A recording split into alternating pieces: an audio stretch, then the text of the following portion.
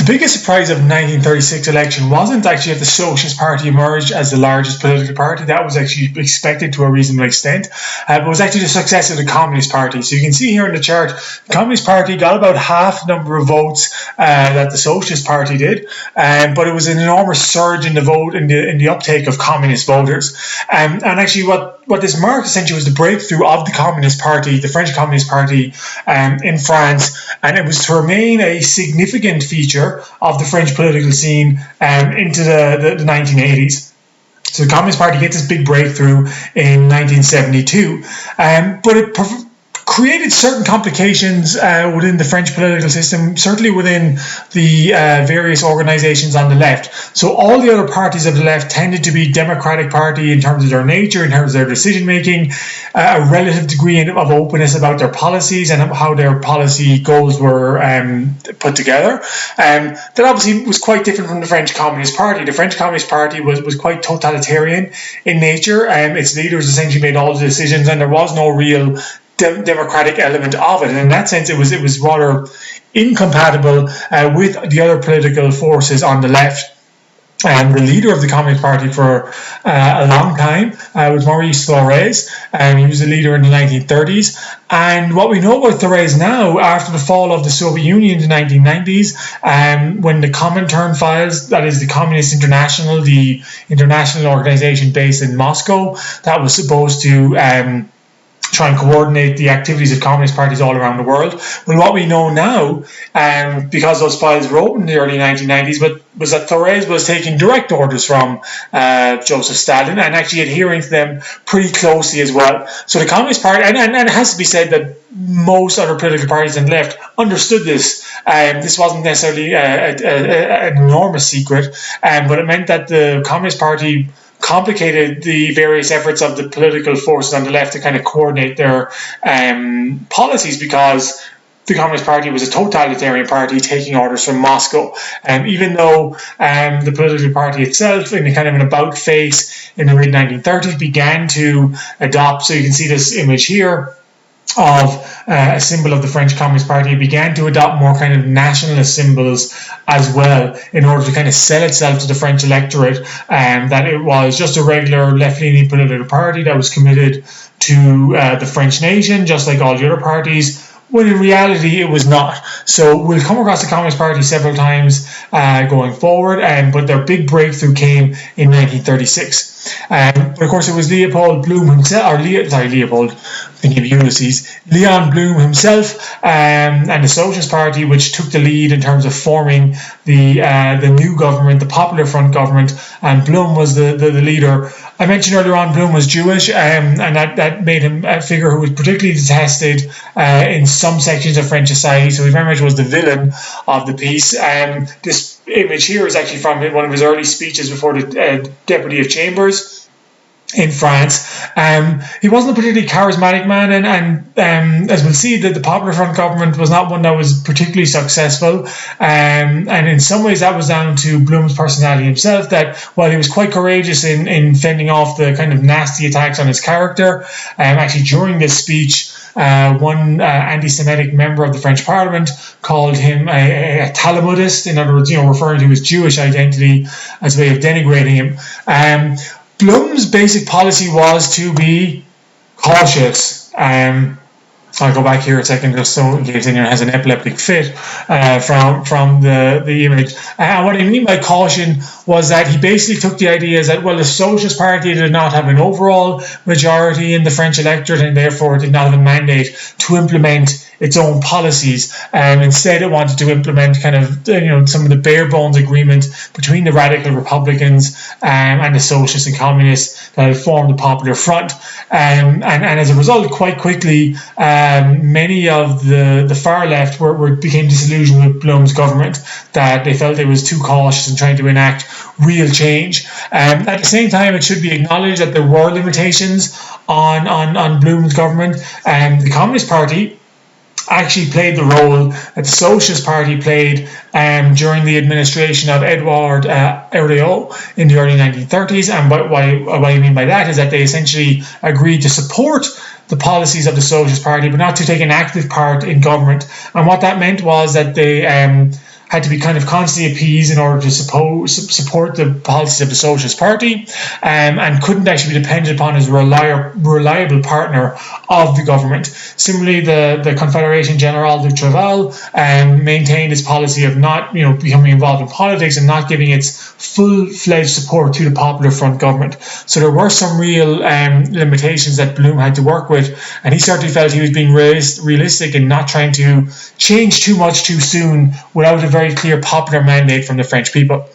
So the elections took place in May 1936, and actually very quickly thereafter, the kind of a surge of strike action began. Let me see if I can just. So many ordinary French workers, kind of deeply excited by the fact that the Popular Front government had won the election, took this to mean that their moment had finally arrived, and it was finally time for them to kind of get their fair dues in society. And so what we have was an enormous, unplanned wave of strikes across France in June 1936. Just to give you some scale, there was over 12,000 strikes in total in France just in that month alone.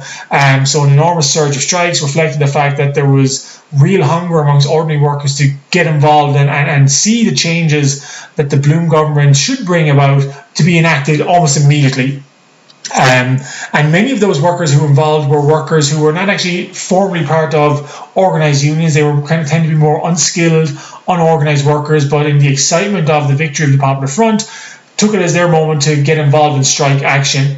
It's also noticeable that there was a change of tactics amongst the French labour militants in the mid-1930s. In particular, rather than going on strike and staying away from their job, which was a traditional strike, they realised the problem with this was that it allowed them to be locked out of their factories and for new workers to be brought in their place. So instead they began occupying the factories, refusing to leave, refusing to work, in order to kind of up the pressure on their employers. So the French government under Blum immediately was forced to deal with this, the fact that the French economy is grinding to a halt, no one's working, and they host a series of meetings. Where they host meetings? Well, they host them in the official residence of the Prime Minister of France, and where exactly is that? Is at the Hôtel Matignon. So that had only become the official residence in 1935. So Blum was one of the first occupants of it. Well, the building was older, but it had officially become the home of the French Prime Minister in 1935. And Blum, as you see from this image here, called together representatives of employers, employees, various interest groups connected with French industry, and held a negotiation that resulted in what's called the Matignon Accords of June 1936. That is to say that there was an agreement between labourers, workers' representatives, employers, about some change that would be implemented in the French workforce. What were the changes? Well, firstly, the 7 to 12% wage increase for all workers, depending on their previous income levels. So there was a substantial wage increase for all workers across France almost immediately. The right to strike, which had existed in earlier times as well, was reconfirmed as a legal right to strike, that someone couldn't be fired for going on strike in a union-authorised strike. The standard 40-hour work week for all was introduced. So the 8-hour day had already been introduced going back to the end of the Second War or the end of the First World War, but most workers were expected to work on a Saturday as well. Essentially, this was granting them a standard 40-hour week that usually gave them free weekends.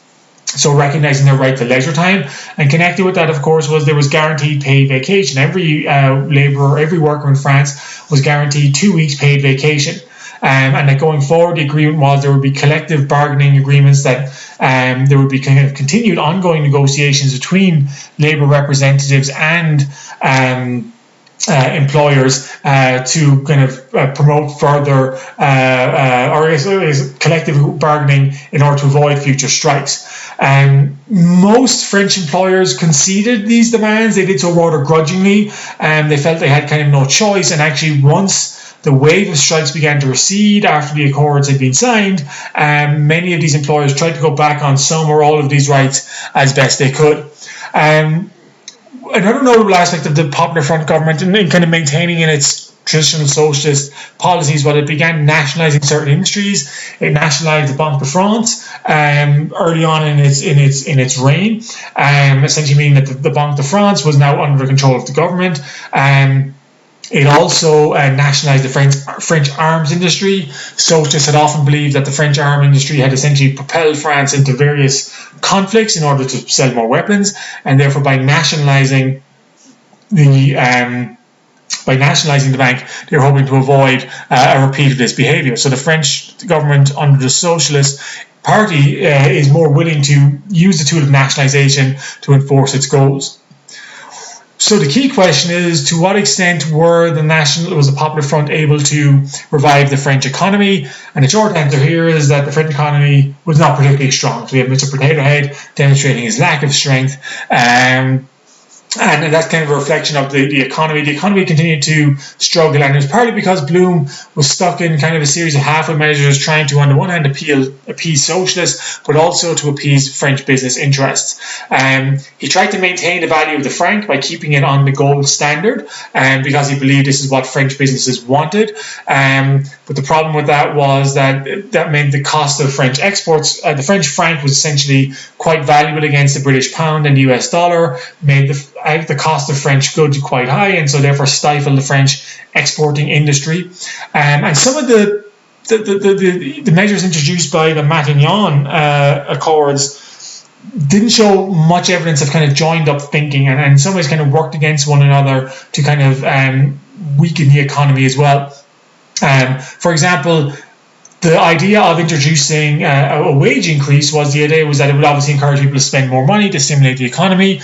But by limiting the working week to 40 hours, or at least by making it more expensive for employers to pay people to work more than 40 hours because they had to pay overtime, it kind of reduced the capacity of French industry to produce goods to satisfy consumer demand. So in that way, these two reform elements were kind of working against one another.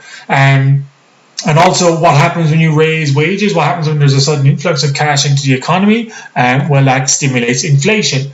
And the French government that we saw that already had struggled with inflation in the 1920s. Inflation emerges with a vengeance during the time of the Popular Front government, which made investors, business owners very, very nervous that the French economy was in deep trouble. In fact, so what this GIF is supposed to symbolize here was that a lot of the money that French investors, French business owners had, they began taking out of the French economy, trying to invest it in the British and American markets because they believed ultimately in the kind of financial instability of the French economy under Leon Blum. And that obviously had a devastating effect on the French economy. Leon Blum could have introduced measures to prevent this outflow of capital, restrictions on the export of French capital to other countries. He didn't want to alarm French businesses, so he did not do this, and the kind of French money fleeing the market kind of continued. And in the end, so socialists were upset with Blum for not doing more to stop the outflow of capital, to kind of further rein in the independence of French businesses, whereas French businesses were kind of appalled at the measures Blum did take to try and put the economy on a more socialist footing. And the basic message was that the French economy was still struggling very badly. In some ways, its struggle was exacerbated during the reign of Leon Blum and the Popular Front government.